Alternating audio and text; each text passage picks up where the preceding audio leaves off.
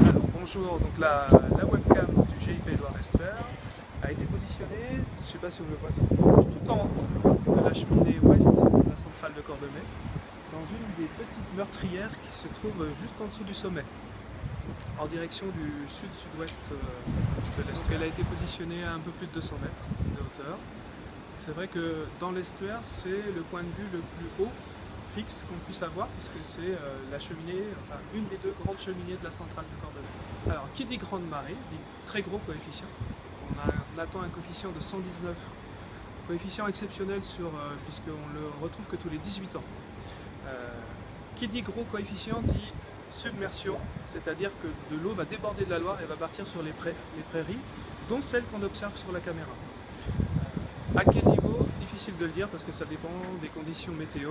Comme on est en situation anticyclonique, il y a de fortes chances que le débordement soit mesuré, modéré.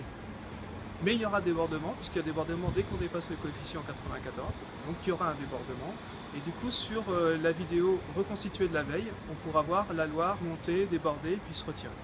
Et puis il y a une image fixe sur laquelle on pourra zoomer, de bonne qualité, sur laquelle on pourra zoomer les différents endroits que filme la caméra. À quelle heure il faudra regarder la webcam pour observer la marée de ce week-end? Donc la marée de ce week-end, en tout cas celle de 119 que tout le monde attend, aura lieu à 17h42 à Cordemais.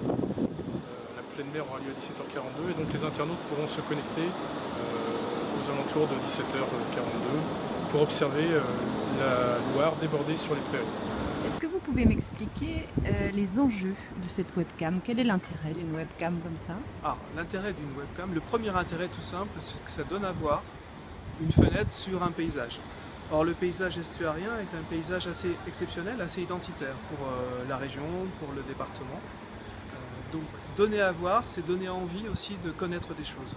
Et le GIP Loire-Estuaire est un outil de connaissance au service des politiques publiques. Donc pour les internautes qui iront regarder l'image, soit en image fixe, temps réel, soit en time-lapse, c'est-à-dire une vidéo des 24 heures précédentes, s'ils veulent en savoir plus sur la complexité de ce milieu, sur ce qu'ils observent, les mouvements qu'ils observent, ils auront toutes les ressources à leur disposition sur le site internet. C'est un outil d'attractivité aussi.